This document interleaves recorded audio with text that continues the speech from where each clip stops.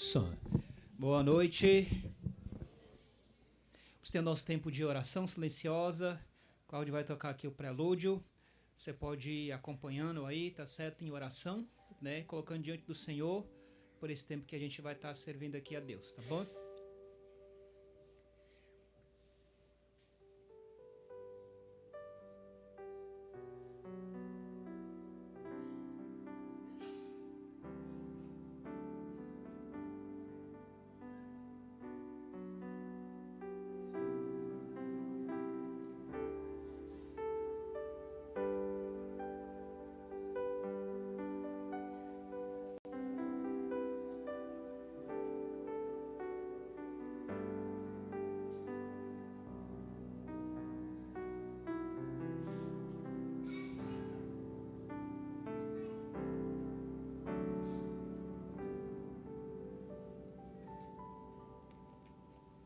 Irmão, você pode abrir aí, por favor, no Salmo.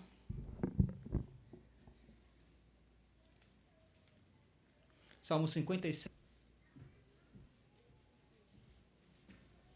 Coloca aqui para mim, Salmo 57. Vamos fazer a leitura em uníssono, todos juntos, desse Salmo, palavra do Senhor.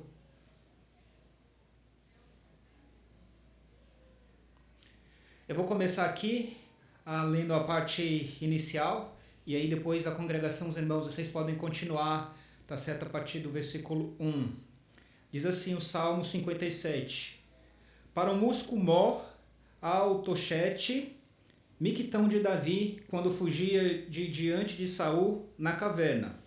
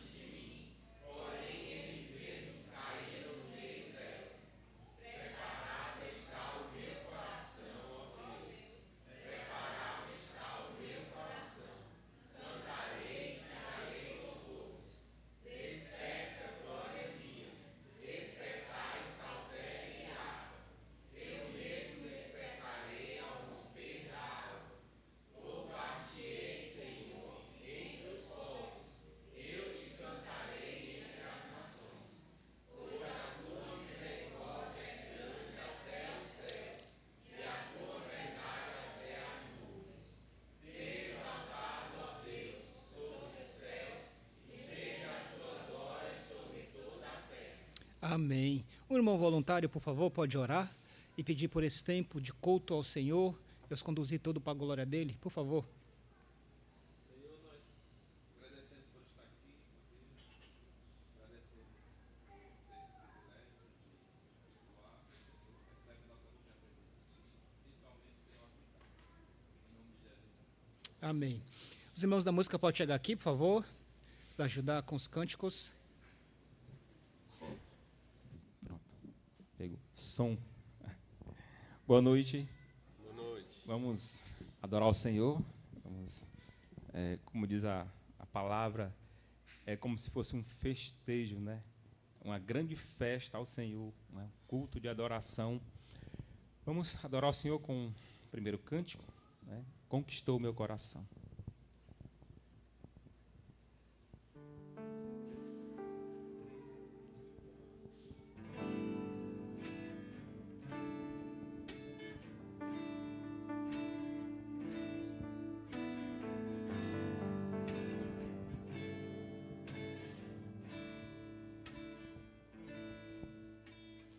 Tu que estás entronizado entre os querubins,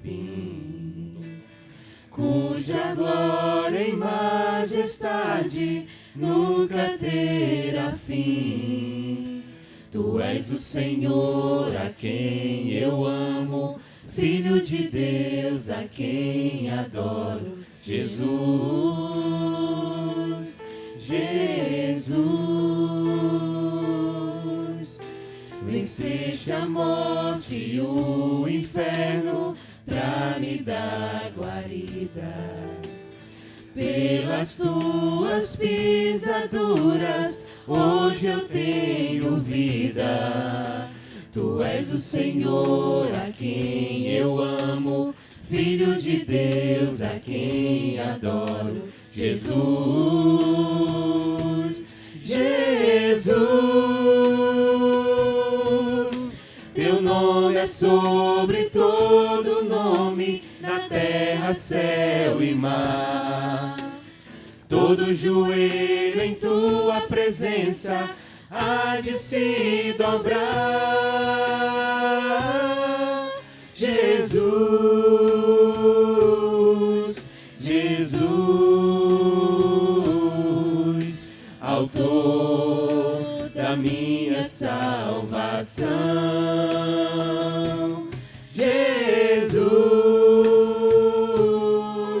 Jesus, conquistou meu coração. Teu nome é sobre todo nome, na terra, céu e mar.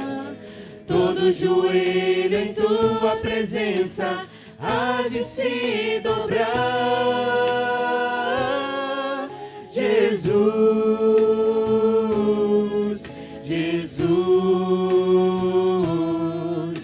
autor da minha salvação. Jesus, Jesus, conquistou meu coração.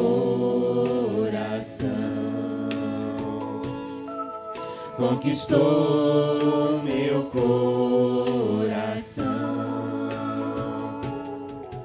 Conquistou meu coração.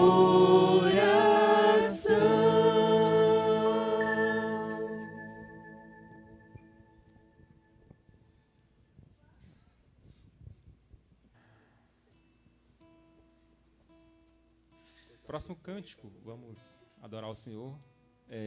Doce nome.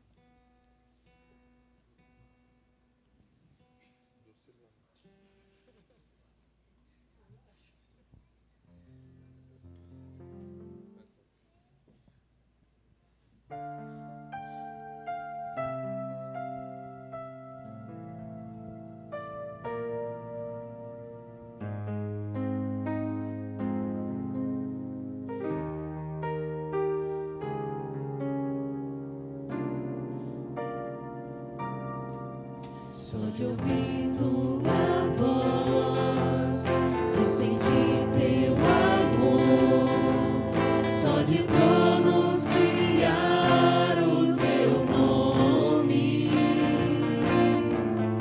os meus medos se vão, minha dor, meu sofrer, pois de paz tu inundas meu ser.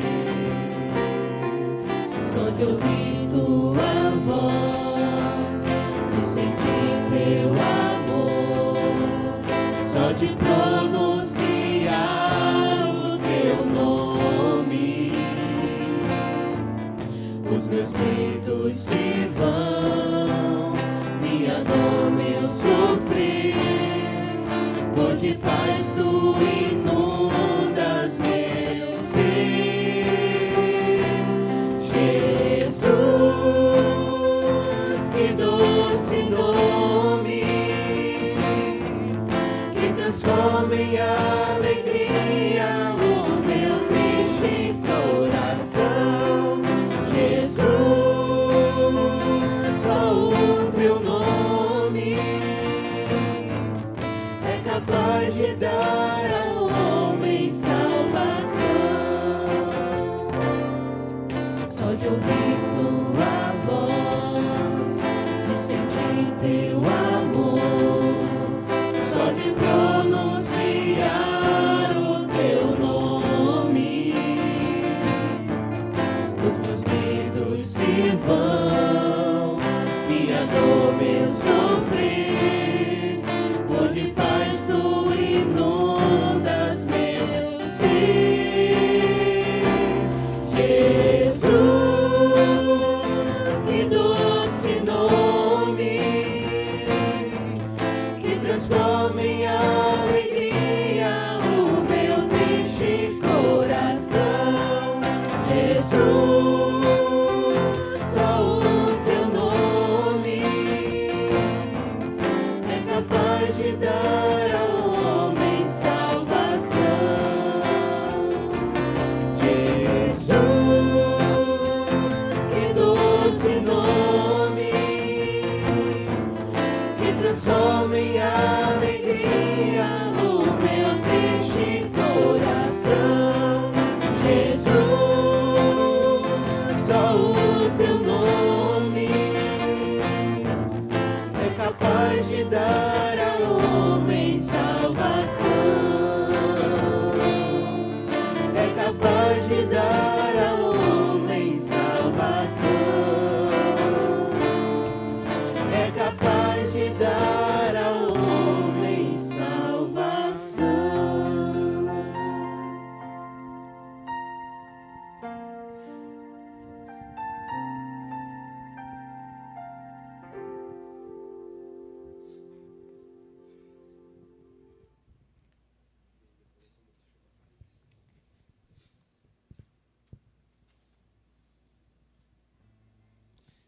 Vamos louvar o Senhor também com o hino número 42, realização, né?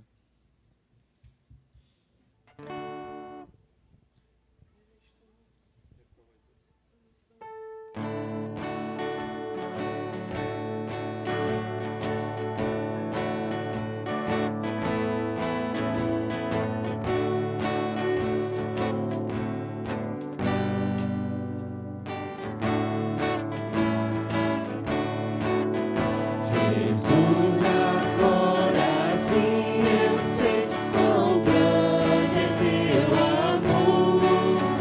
Constatação em ti achei, aceita o meu louvor.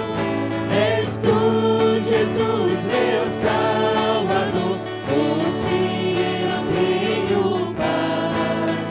Jesus, a ti louvor darei, pois tudo tu me das. Jamais descanso conheci, inútil sempre sou, mas Cristo se lembrou de mim, de graça me salvou. És tu, Jesus, meu Salvador.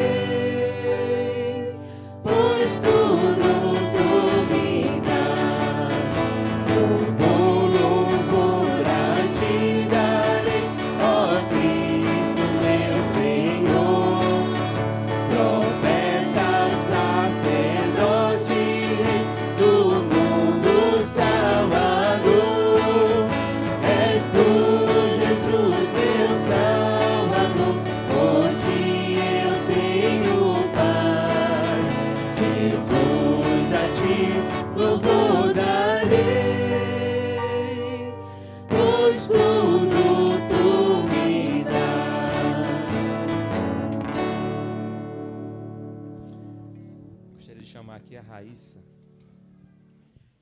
Raíssa, pode vir.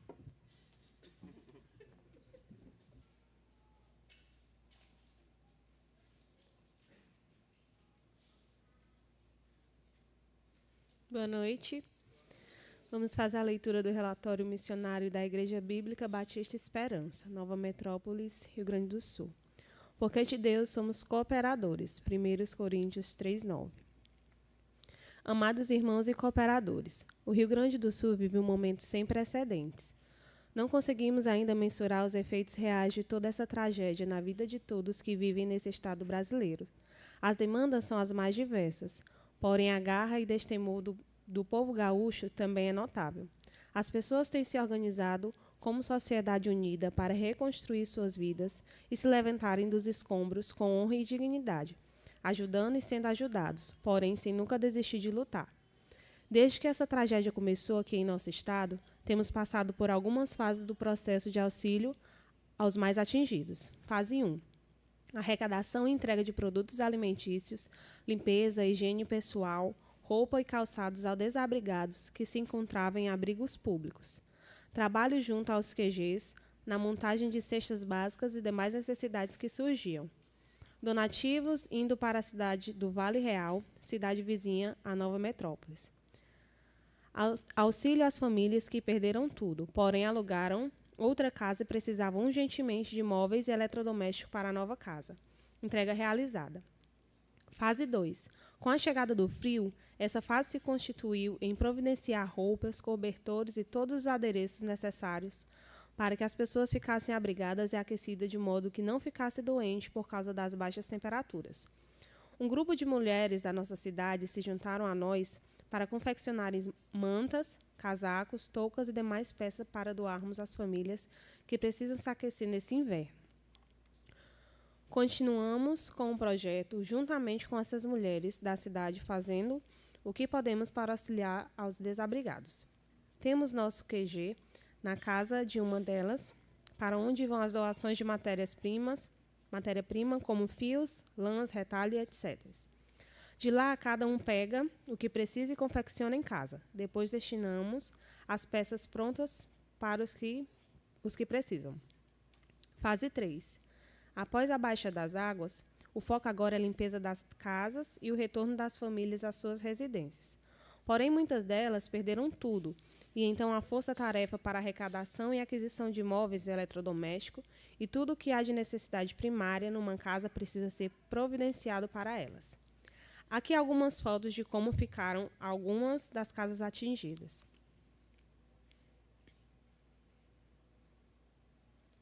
Amanhã estaremos indo para a cidade de São Leopoldo e São Sebastião do Caí, para levar algumas doações e entregar pessoalmente nas casas de famílias que perderam tudo e estão de volta às suas casas. Com as famílias de volta às casas, há muitos desempregados por causa da destruição de muitas empresas e o fechamento por falta de clientes em outras. Isso gera uma necessidade de levarmos alimentos e produtos de limpeza para muitas dessas famílias. Queremos ser canais de bênção e poder dar esse suporte físico nesse momento. Hoje mesmo, fomos entregar alimentos a mais uma família. Em todas as fases do processo houve e a cada dia aumenta a necessidade de apoio espiritual. O aumento de casos de depressão e o agravamento da saúde mental das pessoas requer um acompanhamento sistematizado e constante para ajudá-las a superar suas perdas. Por questões éticas, não entraremos em detalhes sobre a procura de ajuda espiritual e emocional por parte de muitas pessoas. Porém, Deus tem mandado pessoas com as quais conversamos e fazemos uma escuta detalhada dos seus medos, suas perdas, seus anseios mais profundos e temos tentado deixar uma mensagem de esperança em Cristo. São incontáveis casos de desesperança, desolação, incertezas quanto ao futuro, decepções, perdas irreparáveis e sofrimento profundo. Que Deus nos dê sabedoria para sermos canais de bênção e salvação para essas pessoas. Para auxiliar nesse processo de suporte espiritual, temos recebido muitas Bíblias para serem doadas. Além das Bíblias que recebemos e doamos para muitas pessoas, também recebemos 300 exemplares de Novos Testamentos que nos foram repassados pela Igreja de Ivoti, onde nosso filho primogênito é membro. Ao recebermos logo começamos a destruir com as pessoas. Temos entregado a literatura e levado uma mensagem de salvação e esperança para muitos. A luta continua e precisamos de sabedoria e força espiritual para sabermos como lidar com essas pessoas. Elas estão tão sensíveis que temos de ter cuidado com a forma de abordagem até oferecer ajuda. Orem para que sejamos usados por Deus para acolher e ajudar no que for possível a essas famílias, com as quais estamos tendo contato agora, e com quantas o Senhor colocar em nosso caminho. Sabemos que o número pode ser bem maior do que imaginamos. Precisamos de muita oração por nós, pelos projetos que temos para auxiliar algumas famílias e por sabedoria dos altos céus para levarmos o evangelho da graça a essa gente. Orem por salvação de almas, que a palavra pregada traga frutos de arrependimento. Continue orando por nós, para que sejamos atalaias de Deus, pois nos colocamos na brecha em favor do estado do Rio Grande do Sul e sabemos que o soberano de toda a terra é capaz de fazer infinitamente mais do que pedimos ou pensamos. No amor de Cristo. Pastor Cosme Sulamita Silva. Elias.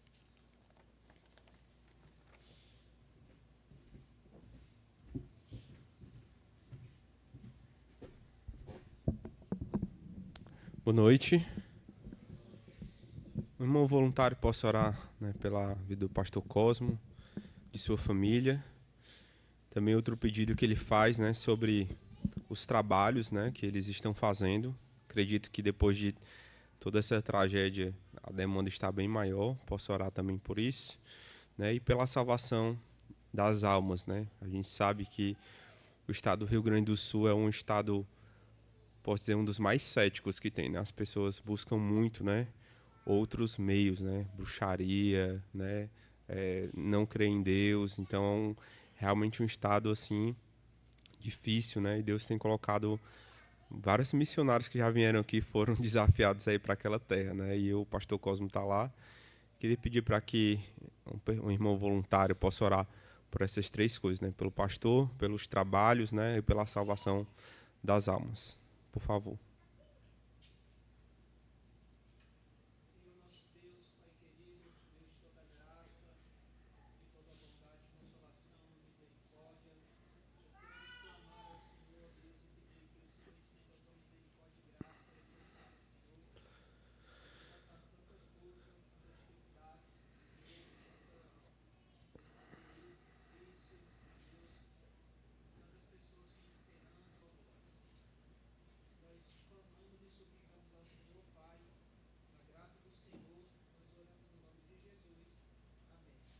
Amém, Senhor. Obrigado, pastor.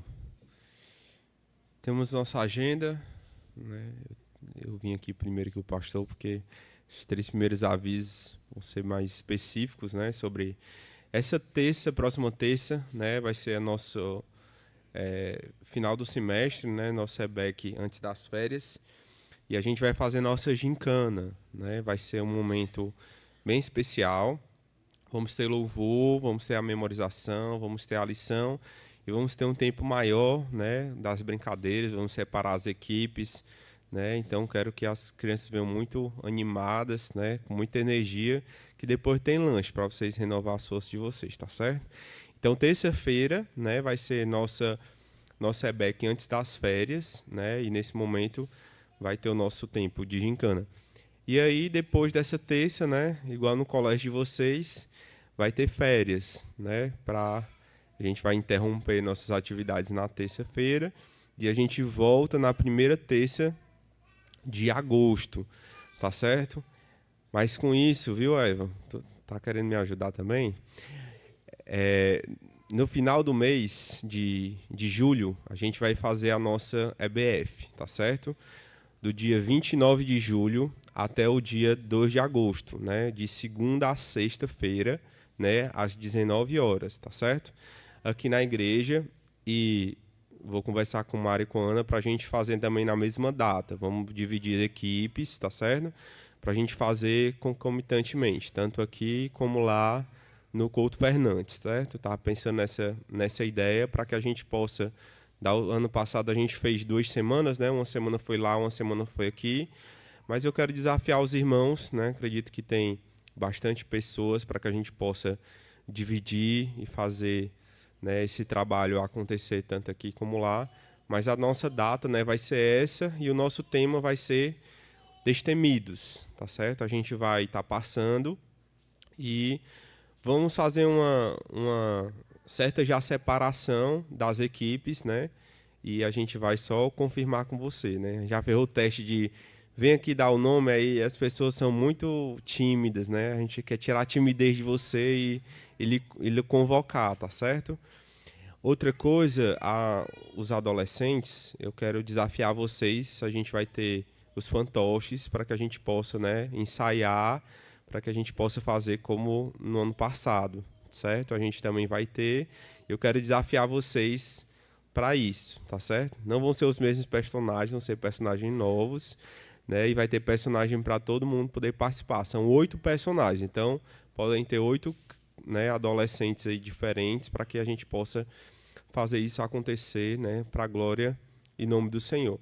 E eu peço, continue orando, né, pelas crianças. É um grande desafio para nós podermos, né, estar falando da palavra de Deus, né, porque o mundo é sagaz, porque o inimigo é astuto, né, e a missão dele, né, é poder destruir aquilo que Deus fez, né, e nós estamos aqui para poder ensinar a criança o caminho, né. A palavra de Deus diz que a criança ela não vai sair do caminho. Então, depende do caminho que você vai ensinar para ela, né? Ela vai nesse caminho até o fim.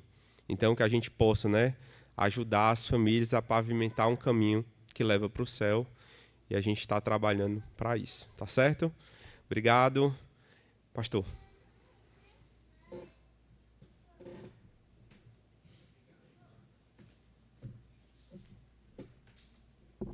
Boa noite. Mais alguns avisos aí. Quarta-feira, culto de oração. Aliás, quinta-feira, culto de oração. Quarta-feira, nós temos evangelismo, discipulado, visitas. Tempo de oração também aqui, né? Alguns irmãos têm se reunido. Então, ore por isso. Pode passar? Quinta-feira, culto de oração. Tem sido bom. Temos estudado alguns temas interessantes. 19 horas. Pode passar? Lá no Couto Fernandes também, às sextas-feiras, tem evangelismo e culto, às 18 horas e 19 horas. Mocidade, segundo e terceiro sábado, orem por isso. Sexta do amor também, a gente tem relembrado os irmãos para contribuir. Pode passar? Instituto, tem os horários aí, primeiro e terceiro sábado, às 17, 16 e 16. Pode passar? Aniversário da igreja, 29/6, vai ser um tempo muito bom, 18 horas de serviço ao Senhor aqui na igreja, tá? Qual é o outro? Para frente. Volta um pouquinho para trás aí da igreja. Irmãos, foi passado para vocês na semana uma listagem, tá bom? A Márcia, acho que foi ali, né? Colocou, elas estão e outras à frente disso daí. Então foi colocado lá algumas coisas, tá certo? Para servir nessa data. Então, tome aquilo como uma contribuição que você vai fazer para o reino de Deus. Tanto a sua presença é importante, tá, para essa data. Se você não colocou seu nome ainda lá, tem algumas coisas ainda, eu acho que está em aberto lá. Então, coloque seu nome para participar. Tá bom, irmãos? E vai ser um tempo muito bom. O aniversário dessa igreja de Deus tem usado de graça com a gente. Tem 20 anos que vai se comemorar de emancipação, mas já tem mais tempo de trabalho. E Deus tem preservado aqui, tá certo? Queremos continuar com isso para a glória de Deus, para a glória do Senhor, tá? Pode passar? Os retiros dos adolescentes aí, né? Nossas bênçãos sendo bênçãos, né? Matou a gente de orgulho lá, né? Tá certo? Os versículos. Quem foi? Como é que foi, Kleber? Ariel e Júlia? Tá certo? Destaque, né? Que bênção. Deus seja louvado por isso. Espada para o ar também, tá certo? Exemplo foi? Que bênção, né? Graças a Deus. Deus seja louvado pelos nossos jovens. Continue, né? Firmando os passos deles no caminho do Senhor, tá bom? Tem mais algum aí? Não, né? São esses. Carlinha está aqui nos visitando. Seja bem-vinda, viu? Tá bom? Prazer você estar aqui. Volte mais vezes, tá certo? Volte mais vezes. Volte de vez, volte de vez. Tá aqui as crianças, né? O Henrico está aqui na frente, tá certo? A Radassa está lá e a Hillary está aqui, né? Então sejam bem-vindos. Aqui temos 2 jovens que já veio aqui, né? Pode lembrar os seus nomes? Eu não estou lembrando, pode falar? Levi e Lucas, sejam bem-vindos, tá bom? Já vieram outras vezes aqui também, né, na IBEC. Esses são os que estão visitando a gente, né? Então, vamos continuar servindo ao Senhor, irmãos, tá certo? Com os cânticos. Por favor, os irmãos podem chegar aqui.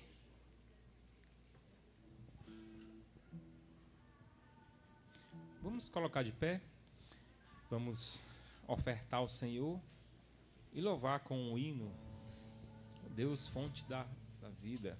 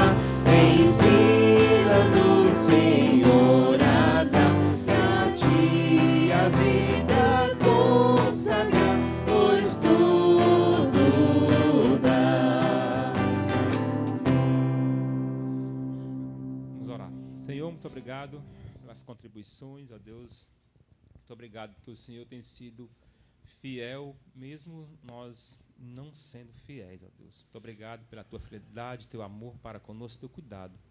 Nós damos graça em nome de Jesus. Amém. Podem Amém, sentar. Senhor.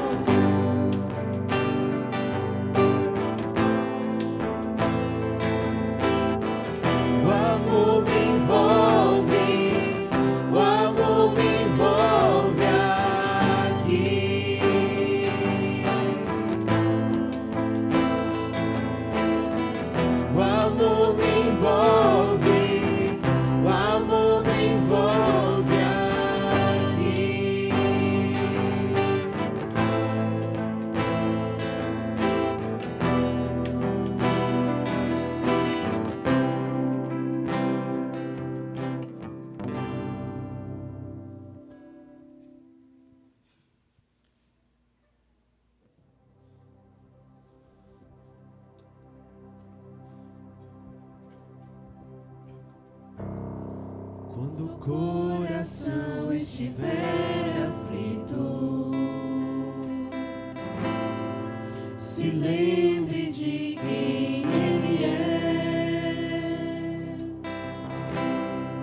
pra ver o Pai olhe para o Filho. Deus quis se revelou a nós, a vida eterna já nos deu, a alegria e paz começam aqui.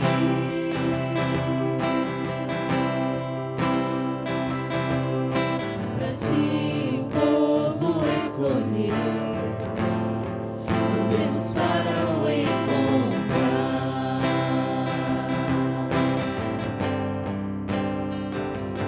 E então vamos cantar, voltando ao eterno lar, pela estrada que nos conduz, vivendo seu amor. Quando o coração estiver aflito, se lembre do que Ele fez, tudo que criou e sustenta, pelo poder da sua mão, nos estendeu a adoção. Somos filhos da aliança eterna.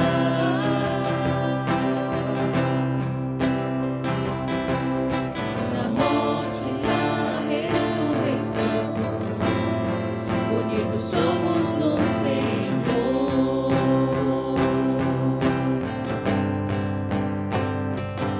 E então vamos cantar, voltando ao eterno lar, pela estrada que nos conduz, vivendo seu amor.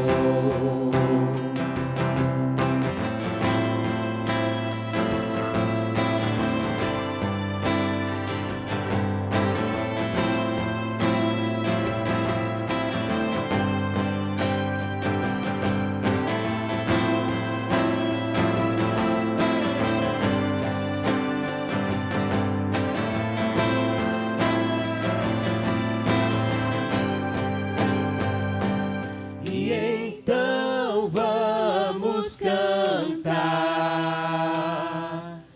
voltando ao eterno lar, pela estrada que nos conduz, vivendo seu amor. Quando o coração estiver aflito, se lembre de quem Ele é.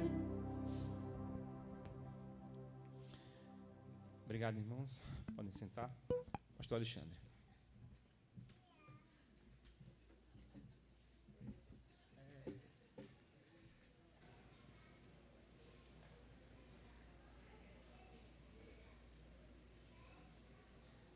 Você pode abrir em Gálatas, capítulo 1.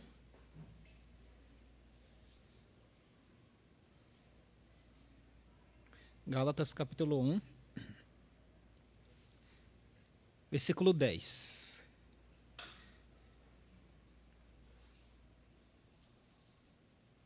De fato, quando você olha para esse texto de Gálatas, capítulo 1, a partir do versículo 10, é o mesmo desenvolvimento onde Paulo ele vai falar sobre vários assuntos aqui. Hoje nós vamos estudar só do 10 ao 12, tá bom?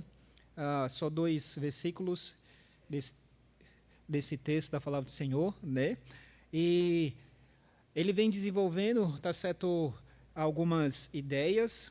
Nós já temos estudado sobre isso e hoje nós vamos estudar evidências do verdadeiro servos de Deus, baseado em Gálatas capítulo 1, versículo 10 a 12.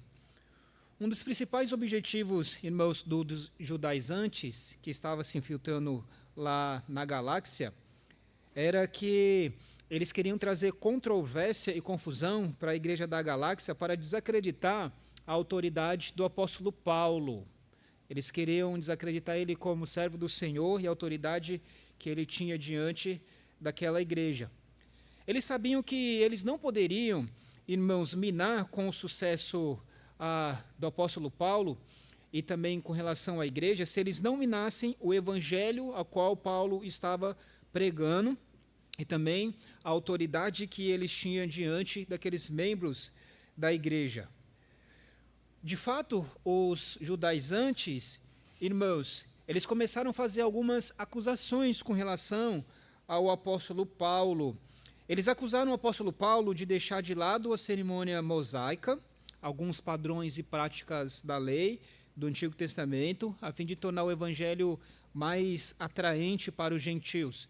Então, uma acusação que estava acontecendo lá era que Paulo estava fazendo com que, para que os gentios eles recebessem o evangelho que Paulo estava anunciando, Paulo ele estava tornando a mensagem mais atraente, deixando de ensinar alguns preceitos que o próprio Antigo Testamento ensinava. E o que é interessante que a gente lê por meio da Carta de Gálatas é que a estratégia deles, a estratégia dos judaizantes, ela de fato estava funcionando. Por quê? Porque isso levou muitos membros da igreja da galáxia começarem a duvidar da legitimidade da autoridade apostólica do apóstolo Paulo. Uma das coisas que estava sendo levantada lá era com que autoridade o apóstolo Paulo ele tinha de pregar para aquela igreja da maneira que ele estava pregando ou que ele estava ensinando para eles. Qual era a autoridade da mensagem que ele estava pregando para aquelas pessoas da igreja da galáxia? Que direito que ele tinha para falar ali como um enviado de Deus, como um enviado do Senhor? Então, irmãos, não foi difícil para os judaizantes eles levantarem dúvidas na mente dos irmãos da galáxia com relação ao ministério do apóstolo Paulo. E uma coisa que agravou mais isso foi que agora Paulo não estava mais presente lá pessoalmente na igreja para ele, de alguma forma, tratar e ajudar aqueles irmãos nas dificuldades que eles estavam passando. Aqui, já tem, Kleber, aqui? Obrigado, valeu. Nas dificuldades que eles estavam passando ali com relação aos falsos mestres. Isso deve, de fato, irmãos, o fato de eles começarem a acreditar nesses falsos mestres e não acreditar naquele servo que Deus tinha enviado, provavelmente foi algo bastante difícil para o apóstolo Paulo. O quê? O fato de a própria igreja que ele fundou ali, muitos daqueles irmãos deixaram de ouvir aquilo que ele estava ensinando, e o pior que estava acontecendo é que eles estavam deixando de ouvir o evangelho verdadeiro que Paulo tinha anunciado para eles, o evangelho da graça, como nós estamos capítulo 1, versículos 4 e 5 em diante.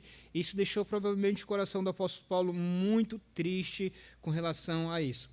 De fato, então, eles estavam ali, irmãos, colocando algumas, diante do apóstolo Paulo, estava colocando diante dele da pregação que ele estava anunciando, que de fato ele não era um servo enviado de Deus, que ele não tinha algumas prerrogativas, que ele não tinha evidência de estar falando com a autoridade com que eles estavam falando para aqueles irmãos. Então, nesse texto aqui, nesse capítulo 1, tanto Paulo vai defender o evangelho que ele pregava, e também Paulo vai defender a autoridade que ele tinha para, de fato, falar para aqueles irmãos, para aquela igreja.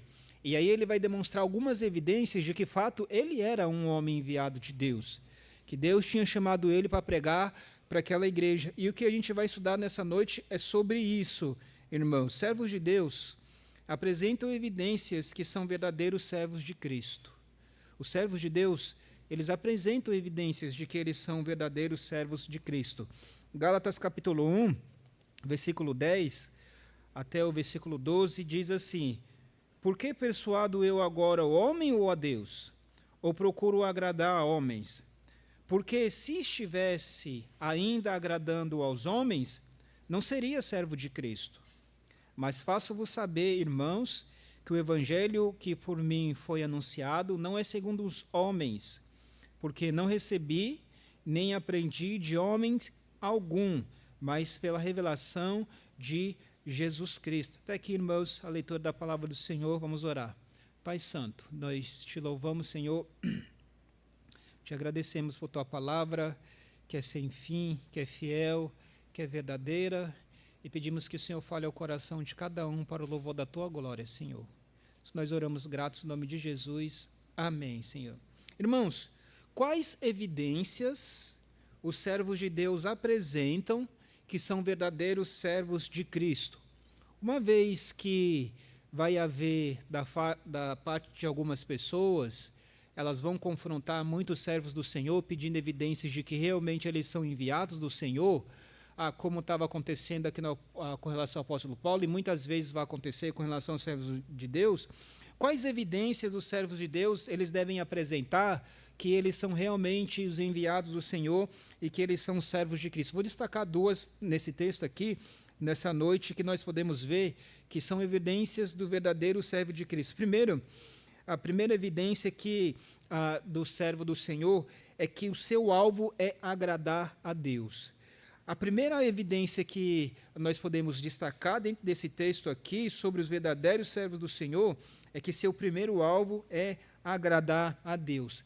Como que é que o servo do Senhor, tendo como objetivo, irmãos, agradar ao Senhor, ele consegue atingir esse alvo ou esse objetivo?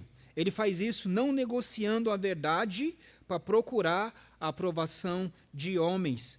Quando o servo do Senhor ele tem o alvo e ele tem o objetivo de agradar a Deus, de agradar ao Senhor, ele não vai negociar a verdade do Evangelho para procurar a aprovação de pessoas, para procurar a aprovação de homens. Paulo, ele não negociou a verdade do Evangelho para ter a aprovação da igreja da Galácia e daquelas pessoas que estavam entrando ali na igreja. Por isso, no versículo 10, ele começa dizendo: por que persuado eu agora homens ou a Deus?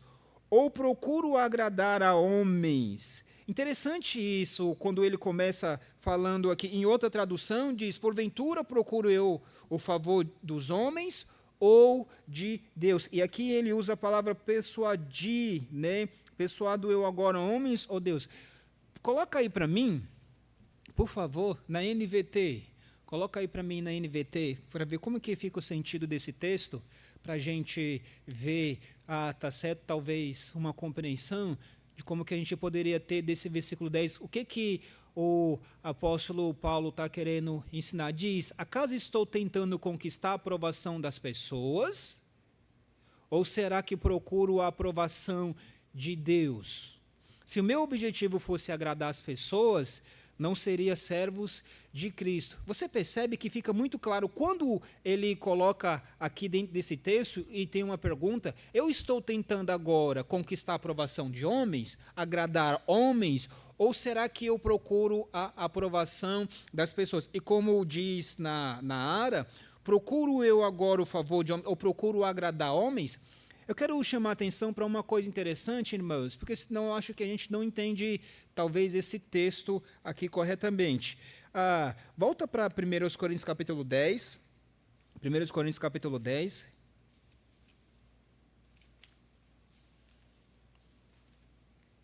Versículo 33. 1 Coríntios 10, versículo 33.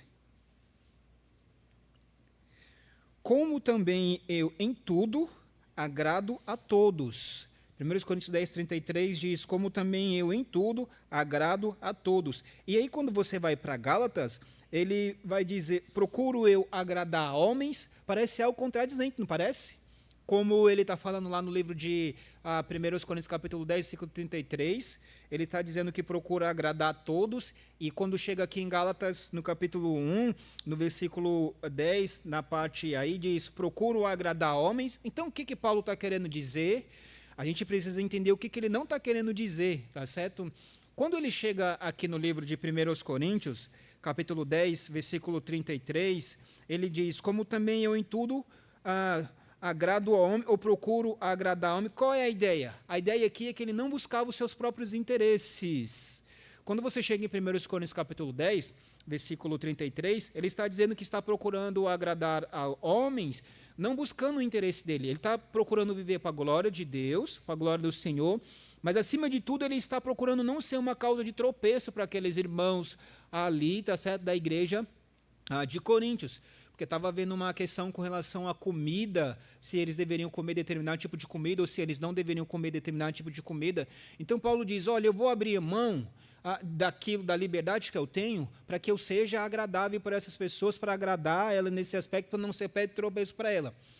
Quando nós chegamos aqui no livro de Gálatas, capítulo 1, Paulo diz que não está procurando agradar homens.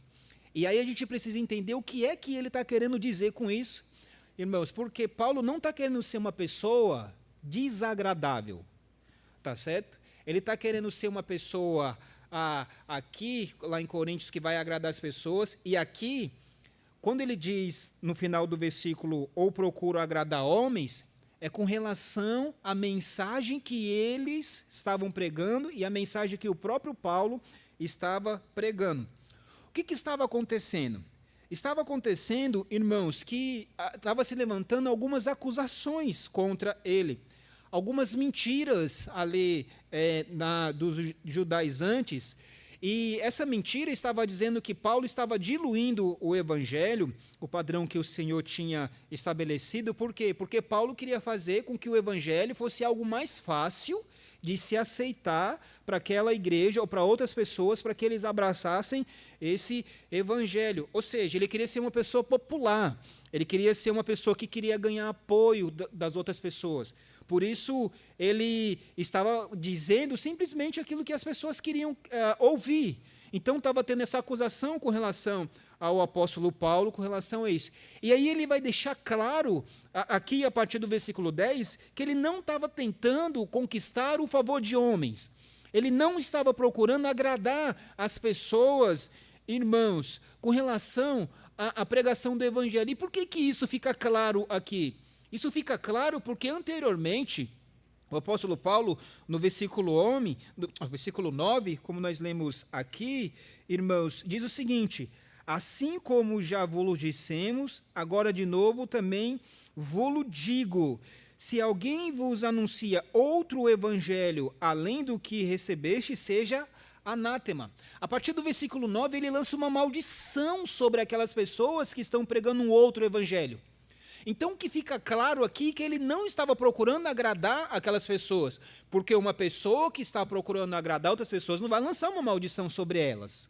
E ele acaba de fazer isso aqui, agora nesse tempo, neste momento. Isso não lançar essa maldição forte ali contra os judaizantes, não se encaixa na acusação que eles mesmos estavam fazendo de apóstolo Paulo, de querer ganhar, tá certo, das outras pessoas ali, irmãos, pregando o evangelho para se tornar popular ali. Pelo contrário, o fato de ele falar contrário àquelas pessoas, de falar a verdade de Deus, de exortar elas ali, irmãos, não tornava ele uma pessoa popular ali naquele momento, não fazia com que ele pregasse um evangelho que aquelas outras pessoas elas estavam querendo ouvir.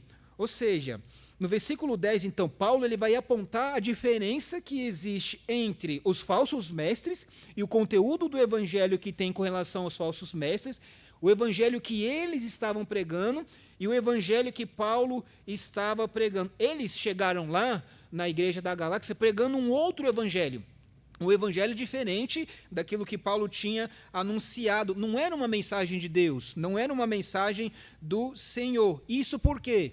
Porque a mensagem dos judaizantes, daqueles falsos mestres que estavam dentro da igreja, ela procurava justificar o estilo de vida que eles estavam praticando, e você vai ver em certo aspecto que vai falar um pouquinho sobre ficar sem a lei, nesse sentido de não estar debaixo da lei do Senhor ali. Eles chegaram com a sua própria mensagem, irmãos, e a mensagem que eles estavam colocando, olha, vocês não têm qualquer necessidade de mudança. Vocês não precisam mudar, vocês podem viver o evangelho da maneira de vocês. Não, isso não foi somente naquela época, mas também hoje, irmãos, muitas pessoas desejam esse tipo de mensagem. Uma mensagem que não é uma mensagem confrontadora, uma mensagem que não vai dizer que ela precisa, tá certo, seguir ao Senhor. Por isso que os falsos mestres, eles são bem ouvidos hoje, né?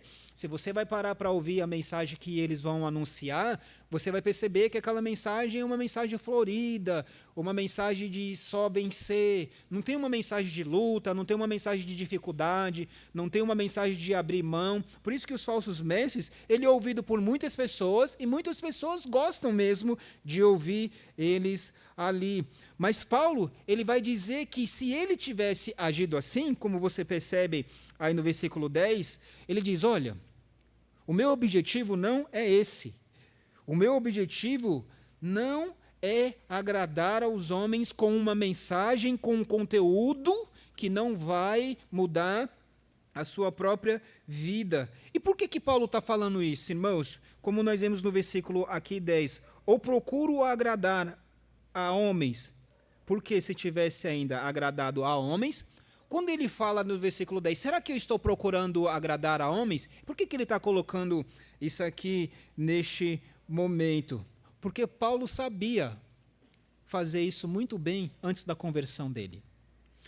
Antes da conversão dele, irmãos, ele tinha compulsão de fazer as coisas para agradar a homens. Como que nós ficamos sabendo disso? Ele mesmo perseguia os crentes. Nós sabemos isso de Atos, capítulo 8. Ele mesmo perseguia os crentes, perseguia o Senhor Jesus, para obter, ali em certo aspecto, o favor dos seus próprios líderes religiosos. Pensava ele que estava fazendo alguma coisa para agradar a Deus naquele momento. Como nós sabemos pela leitura de Atos, ali 8 e 9, irmãos, e 7 um pouco também do discurso de Estevão, que fala sobre isso. Mas a ideia é que antes da conversão, ele procurava agradar as pessoas. Eu procurava agradar e perseguia até outras pessoas, os judaizantes, os judeus nesse caso. Mas o que Paulo está dizendo aqui, irmãos, é que, olha, depois disso, eu não estou mais fazendo isso. Agora, nesse instante, neste momento, eu não estou buscando mais o favor do homem. Eu já fiz isso anteriormente. A grande questão é que se Paulo, nessa altura da vida dele, que estivesse pregando um evangelho que buscasse o favor do homem, uma vida fácil, em distorção do evangelho, irmãos, jamais ele ia confrontar aquelas pessoas com uma dura, rigorosa, como ele diz, exortação no final do versículo 9, amaldiçoando aquelas pessoas. Ou seja, ele não teria uma vida fácil se ele falasse isso. Seria algo contraditório com o próprio apóstolo Paulo mesmo, irmãos. Então, se isso fosse verdade, que os judaizantes estavam falando ali, que ele estava tentando, naquele momento, florear a mensagem da palavra do Senhor, isso não ia trazer para ele perseguição.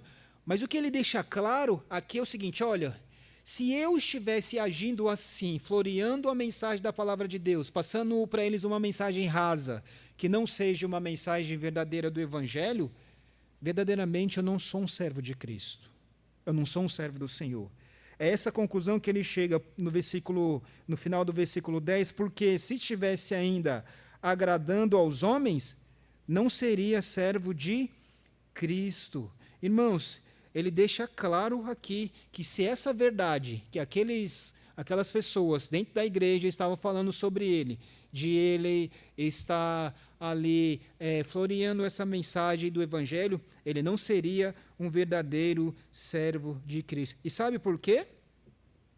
Porque ele tinha entregado a vida dele ao senhorio do Senhor Jesus Cristo. E essa rendição dele custaria muito caro para ele, com relação ao servo do Senhor.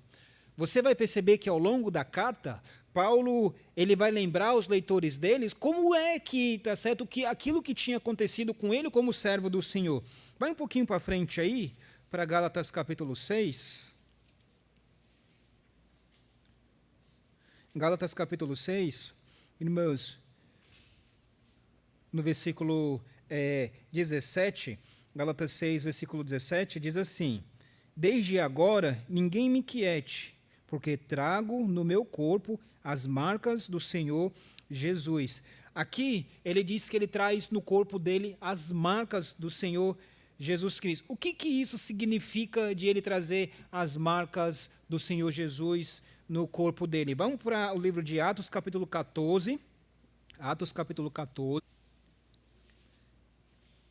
E vamos ver o versículo 19. Atos 14, versículo 19. Diz assim: sobrevieram, porém, uns judeus de Antioquia e de Icônio que, tendo convencido a multidão, apedrejaram a Paulo e o arrastaram para fora da cidade, cuidando que estava morto. Nós vemos as muitas perseguições que aconteceram com o apóstolo Paulo. Nesse caso aqui, tá certo?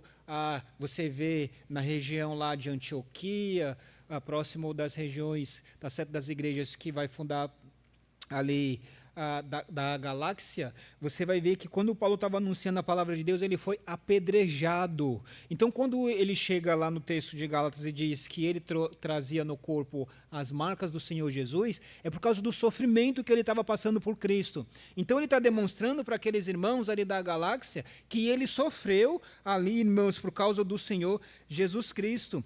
Então, ele recebeu essas marcas aí na galáxia, onde na cidade de Listra, ele foi deixado como morto ali, irmãos, com relação à vida dele. Então, o que nós observamos é que ele teve um preço para pagar com relação à mensagem do evangelho que ele estava anunciando, que ele estava pregando para aquelas pessoas, e essa mensagem não era uma mensagem florida, não. Uma mensagem superficial, não. Era uma mensagem que falava do evangelho do Senhor Jesus Cristo. Ou seja, agradar homens com uma mensagem que eles querem ouvir, não vai trazer perseguição. Vai trazer perseguição? Não vai trazer perseguição, tá certo, das pessoas quando você vai falar aquilo que elas querem ouvir. Isso é totalmente incompatível com os servos de Cristo. Paulo está querendo dizer que se ele fosse anunciar uma palavra que era para agradar aquelas pessoas no sentido de ele até ter que passar por cima do verdadeiro evangelho do Senhor, ele não seria um servo verdadeiro do Senhor Jesus Cristo. Por quê? Porque o seu primeiro objetivo e principal objetivo é agradar a Cristo. Era agradar o Senhor. Volta para coloca aí para mim de novo, irmãos, por favor, no versículo 10 de Gálatas, capítulo 1, na NVT, que fica muito claro qual era o propósito e o objetivo dele com relação a isso. Ele não estava tentando conquistar a aprovação de homens, de pessoas, com relação à mensagem que ele estava anunciando. O que é que ele, quando ele diz, ou será que procurou a aprovação de Deus? É claro que ele estava procurando a aprovação de Deus acima de tudo. Esse era o objetivo da vida daquele servo do Senhor. E ele não ia passar por cima do evangelho, irmãos, trazendo uma mensagem florida, para ter aprovação de pessoas, mas não ter aprovação de Deus. Ou seja, ele não desejava glória pessoal para ele mesmo. Ele estava buscando ali glória para Deus, glória para o Senhor, aprovação de Deus. E aqui, nós devemos refletir um pouco. Será que eu estou tentando conquistar a aprovação das pessoas? Ou será que eu busco, acima de tudo, a aprovação de Deus na pregação do Evangelho que eu estou anunciando para outras pessoas? Antes, Paulo perseguia os crentes para obter favor dos homens. Agora, o seu único objetivo, o seu desejo era agradar a Deus. Era agradar ao Senhor e viver de acordo com a orientação da palavra de Deus, de acordo com a orientação da palavra do Senhor. Paulo mesmo já sabia que a sua vida seria caracterizada por muito sofrimento. Pelo fato dele pregar o evangelho bíblico, o evangelho verdadeiro, ele sabia que a vida dele ia ser caracterizada por sofrimento e por lutas mesmo. Porque ele ia dizer coisas que as pessoas não iam gostar.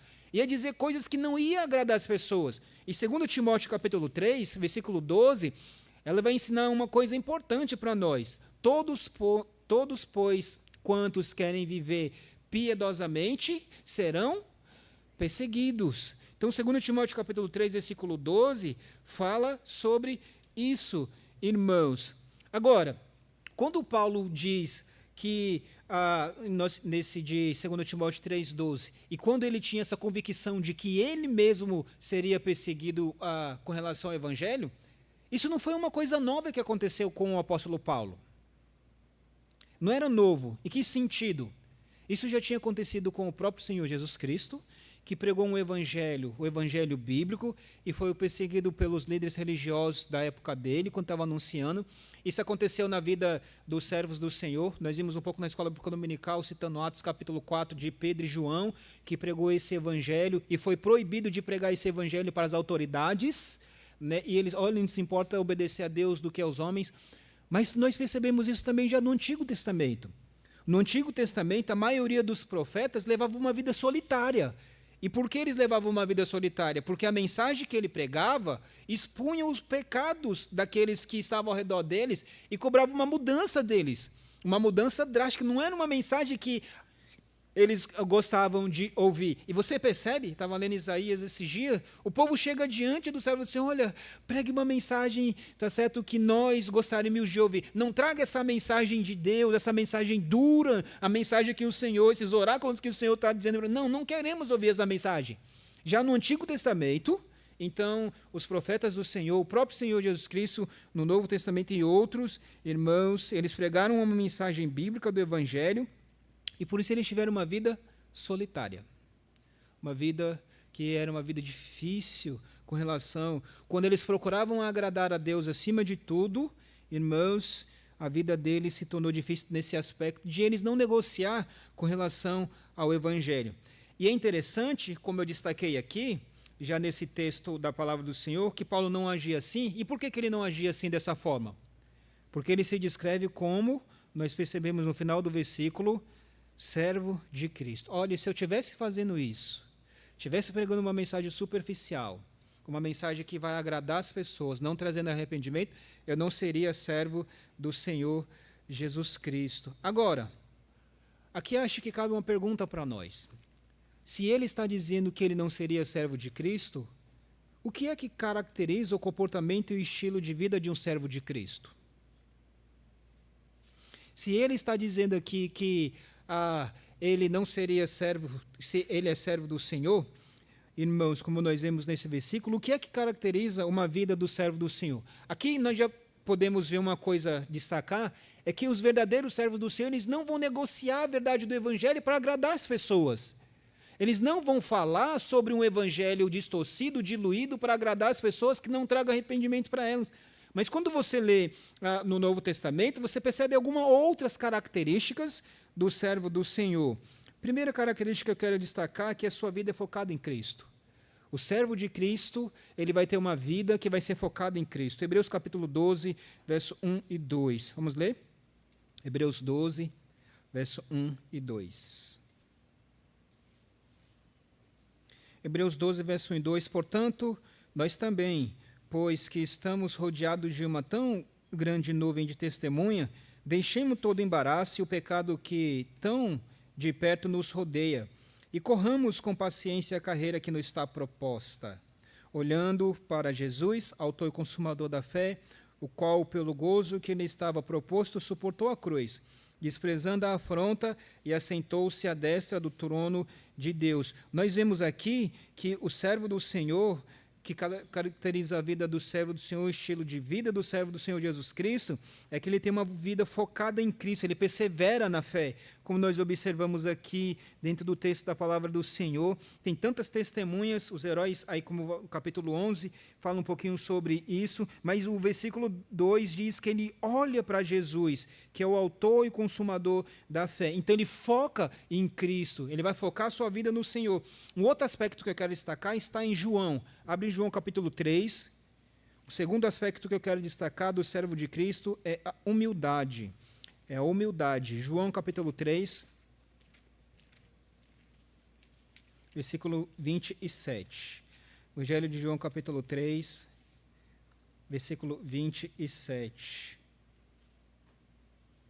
João 3,27 diz assim: João respondeu e disse: o homem não pode receber coisa alguma se não lhe for dada do céu. E o versículo 30 vai dizer: é necessário que ele cresça e que eu diminua. Ele tem humildade no sentido de reconhecer que Cristo deve crescer na sua vida e que ele deve diminuir. Outra característica do verdadeiro servo de Cristo é que ele coloca os outros em primeiro lugar. Ele vai colocar as outras pessoas e não a sua própria vida em primeiro lugar. Filipenses capítulo 3, versículo 2, Filipenses capítulo 3.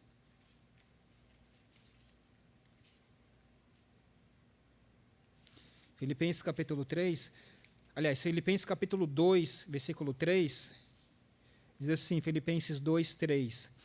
Nada façais por contenda ou por vanglória, mas por humildade. Cada um considere os outros superiores a si mesmo. Ele vai considerar o outro superior, ou seja, ele vai colocar os outros em primeiro lugar. Então você pode anotar também Romanos 12, 10, nós não vamos abrir lá, mas um outro aspecto do servo do Senhor é que ele se submete à vontade de Deus. Ele se submete à vontade de Deus. Mateus capítulo 26, verso 39, vamos ler? Mateus 26, versículo 39. Mateus 26, versículo 39, diz assim, o texto da palavra do Senhor. Então, e indo um pouco mais para adiante, prostrou sobre o seu rosto, orando e dizendo: meu Pai, se é possível, passa de mim este cálice. Todavia, não seja como eu quero, mas como tu queres. Aqui nós vemos a oração de Jesus, dizendo que, se possível, ele passasse aquilo ali dele. Mas é interessante que ele diz: Senhor, não seja como eu quero, não seja como a minha vontade, seja feita a sua vontade. E um outro texto é 1 Pedro capítulo 5, versículo 6. 1 Pedro capítulo 5, versículo 6.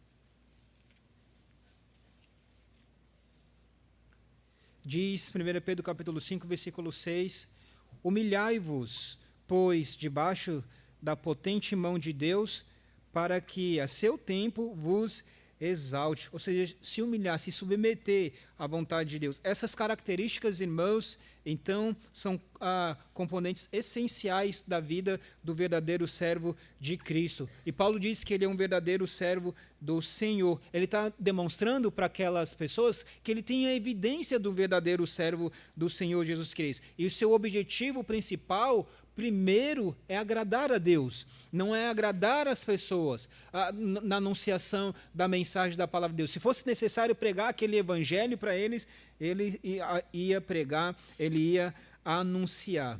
Deus abençoe, irmãos, e que seja assim da gente também, de anunciar esse verdadeiro evangelho para as pessoas. Essa é a primeira característica que eu quero destacar nessa noite, essa primeira evidência do verdadeiro servo de Cristo. Seu primeiro alvo é agradar a Deus, é agradar ao Senhor. Não somente isso. Segunda característica é que ele sabe a origem do evangelho que prega. Eles sabem a origem do evangelho que prega. Versículo 11 e 12 diz assim, estou em Filipenses, só um instante. Gálatas, capítulo 1, versículo 11. Mas faço-vos saber, irmãos, que o evangelho que por mim foi anunciado não é segundo os homens, porque não recebi nem aprendi de homem algum, mas pela revelação de Jesus Cristo. Paulo, ele sabia do evangelho que ele tinha pregado. E ele diz aqui que ele estava fazendo aqueles irmãos eles saberem do evangelho que ele estava pregando. Agora, o que é evangelho? Qual é a mensagem do evangelho? Quem gostaria de me dizer aí? Qual é a mensagem do evangelho? Muito bem, Fábio. Isso mesmo, Fábio. Isso, ressuscitou, tá certo? Aqui, irmãos, Cristo, o Filho de Deus, veio a este mundo pagar o preço pelos nossos pecados. O Senhor Jesus Cristo veio para morrer por nossos pecados e ressuscitou ao terceiro dia. E todo aquele que nele crê, nessa mensagem, tem a vida eterna. Cristo veio para resgatar os homens. Ele veio para morrer pelos nossos pecados. Vamos ver alguns versículos aí que falam sobre isso. Evangelho de João, capítulo 3. Verso 16. Evangelho de João 3,16, porque Deus amou o mundo de tal maneira que deu o seu Filho unigênito para que todo aquele que nele crê não pereça, mas tenha vida eterna. Porque Deus enviou o seu Filho ao mundo não para que condenasse o mundo, mas para que o mundo fosse salvo por ele. Quem crê nele não é condenado, mas quem não crê já está condenado, porquanto não crê no nome do unigênito Filho de Deus. E a condenação é esta, que a luz veio ao mundo e os homens amaram mais as trevas do que a luz, porque as suas obras eram más. Porque todo aquele que faz o mal odeia a luz e não vem para a luz, para que as suas obras não sejam reprovadas. Mas quem pratica a verdade vem para a luz, a fim de que as suas obras sejam manifestas, porque são feitas em Deus. João capítulo 14, você não precisa abrir lá, versículo 6, Jesus vai dizer, eu sou o caminho, a verdade e a vida. Ninguém vem ao Pai senão por mim. Atos capítulo 4, versículo 12, e não há salvação em nenhum outro debaixo dos céus. Não há salvação em nenhum outro na terra. Não há nenhum outro nome pelo qual importa que sejamos salvos. E vamos ler mais 2 versículos. Romanos capítulo 10. Romanos capítulo 10. 9 e 10. Romanos capítulo 10, versículo 9 e 10. Romanos 10 diz, versículo 9, a saber, se com a tua boca confessares ao Senhor Jesus, e em teu coração creres que Deus ressuscitou dentre os mortos, serás salvo. Visto que com o coração se crê para a justiça, e com a boca se faz confissão para a salvação. E como o Fábio destacou, 1 Coríntios capítulo 15, versículo de 1 a 4. 1 Coríntios 15, verso de 1 a 4. 1 Coríntios 15, também vos notifico, irmãos, o evangelho que já vos tenho anunciado, o qual também recebeste, e no qual também permaneceis, pelo qual também sois salvos, se o retiverdes tal como vos tenho anunciado, se não é que crestes em vão. Porque primeiramente vos entreguei o que também recebi, que Cristo morreu por nossos pecados, segundo as Escrituras, e que foi sepultado e que ressuscitou ao terceiro dia, segundo as Escrituras. Aqui está o Evangelho, irmãos, como nós vemos. E era esse Evangelho que o apóstolo Paulo estava pregando, que estava anunciando para aquelas pessoas. Então, mais uma vez, Paulo vai defender o Evangelho. E ele vai defender esse Evangelho, demonstrando que esse Evangelho não foi aprendido por homens, por pessoas ali. E algumas coisas, então, merecem destaque no nosso versículo 11 e nosso versículo 12, com relação a esse evangelho que Paulo estava anunciando. Em primeiro lugar, Paulo quer deixar claro que o evangelho que ele estava anunciando não provém de raciocínio humano, não vem de raciocínio humano. Versículo 11 diz, mas faço-vos saber, irmãos, que o evangelho que por mim foi anunciado não é segundo o homem, ou seja, não veio de raciocínio humano. Ou seja, por um lado, o evangelho de Paulo não era fruto da imaginação dele, não vinha da cabeça dele, não vinha de raciocínio humano, não vinha de fervor religioso. Outra coisa que ele quer deixar claro é que esse evangelho ele não aprendeu de outros homens, como ele tinha aprendido anteriormente, tá certo, aos pés de Gamaliel, tá certo? De novo? Gamaliel, tá certo? Ele não tinha aprendido com relação aos pés dele a mensagem desse evangelho. Outra coisa que é interessante quando ele diz aqui que o evangelho que ele estava anunciando não foi segundo homens, por quê? Porque ele também não aprendeu dos outros apóstolos. Porque ele não teve muito tempo com eles, de ficar com eles ali mesmo, irmãos. Então o evangelho que ele estava anunciando não foi recebido e nem foi ensinado por outros homens para ele, esse evangelho. O evangelho que eu estou pregando, Paulo está dizendo para ele, não é um evangelho humano. Não vem de origem humana, não vem da origem de homem, não é de natureza humana. A mensagem dele não era uma mensagem que misturava a sabedoria humana. Era completamente diferente, irmãos. E por que é importante destacar isso neste momento aqui? Porque o orgulho do homem, o homem que é orgulhoso, irmãos, ele se ofende de receber a mensagem, que é uma mensagem de graça e misericórdia de Deus, que salva ele do pecado, porque ele quer ter um papel na salvação. Não é verdade? Ele quer, de alguma forma, em si, ter um papel nessa salvação, de fazer alguma coisa. Por isso que ele acaba, em certo aspecto, não aceitando essa própria mensagem que o próprio Senhor ensina na palavra dele, por causa do orgulho pecaminoso. Mas Paulo vai deixar claro aqui que o evangelho dele não vem de raciocínio de homens. E não somente isso ainda. No versículo 12, ele vai deixar claro, continuando aí, dizendo: porque não recebi, nem aprendi de homem algum, mas pela revelação de Jesus Cristo. É interessante que ele deixa muito claro aqui, irmãos, qual era a mensagem que ele estava anunciando. O evangelho não foi inventado pelos homens, não foi transmitido para homens algum, para ele mesmo, irmãos. Isso, sem dúvida, ele está fazendo uma acusação contra os judaizantes, mas ele deixa claro aqui que a mensagem dele foi recebida diretamente de Jesus Cristo, diretamente do Senhor Jesus Cristo. Ou seja, o evangelho que Paulo pregava e ensinava não era uma invenção humana, não vinha de tradição humana, mas foi diretamente ensinada pelo próprio Senhor Jesus Cristo e por meio de uma revelação. Agora, quando isso aconteceu, irmãos? Paulo deixa claro que o conhecimento que ele tem do Evangelho se baseava na revelação do Senhor Jesus Cristo. E nós sabemos de uma coisa importante. Uma primeira revelação que ele teve do Senhor Jesus Cristo foi em Atos capítulo 9, onde nós vemos ali, está certo, no caminho, irmãos, de Damasco. Atos capítulo 9, o Senhor Jesus Cristo aparece para ele, e ele tem aquela revelação inicial do Senhor Jesus Cristo. Mas provavelmente não foi só isso. Provavelmente, Gálatas capítulo 1, versículo 18, diz assim: depois, passado 3 anos, fui a Jerusalém para ver a Pedro e fiquei com ele 15 dias. Depois de algum tempo da aparição do Senhor Jesus Cristo, parece que ele teve um período de tempo, vamos dizer assim, de discipulado, de ser ensinado pelo próprio Senhor Jesus Cristo.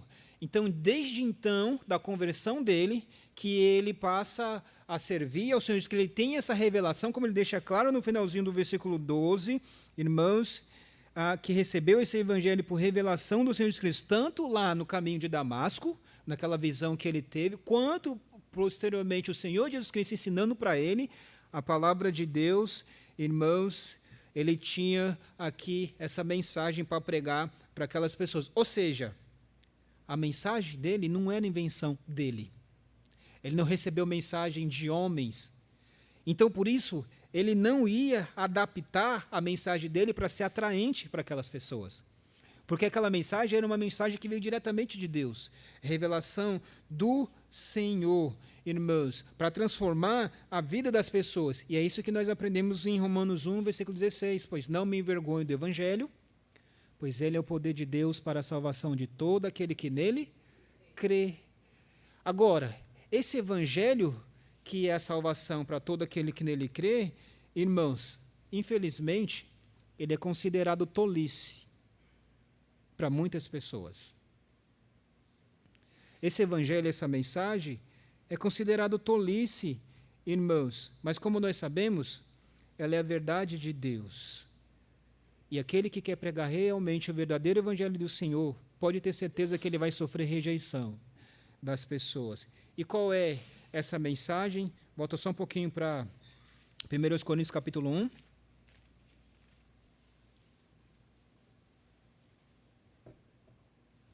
Versículo 18. 1 Coríntios capítulo 1, versículo 18. Porque a palavra da cruz é loucura para os que perecem, mas para nós que somos salvos é o poder de Deus. Porque está escrito: destruirei a sabedoria dos sábios e aniquilarei a inteligência dos inteligentes. Onde está o sábio? Onde o escriba? Onde está o inquiridor deste século? Porventura, não tornou Deus louca a sabedoria deste mundo?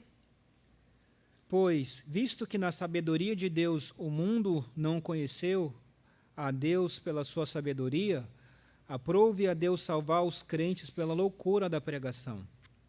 Porque os judeus pedem sinais, sinal, e os gregos buscam sabedoria.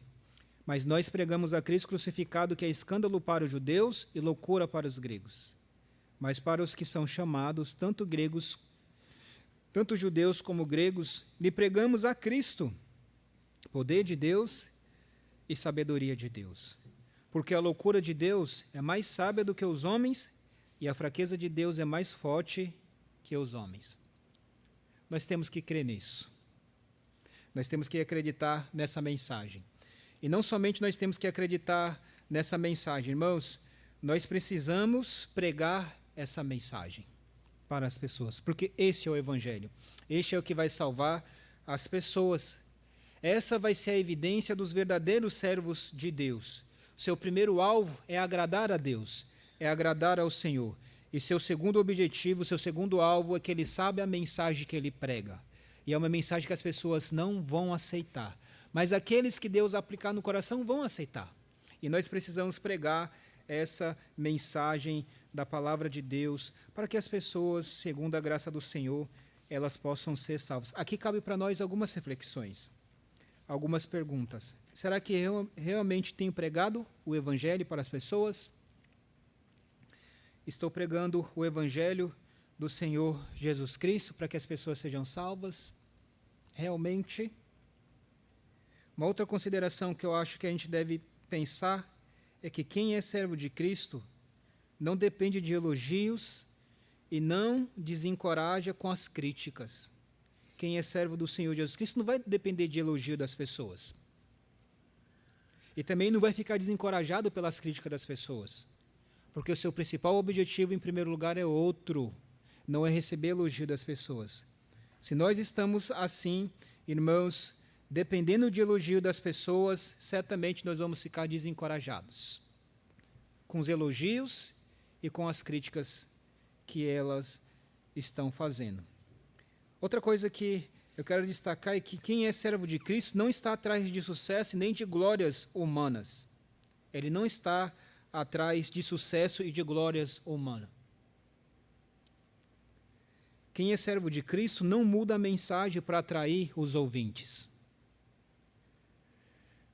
Se você quer mudar, que você quer ter uma igreja que é lotada, você muda a mensagem do Evangelho.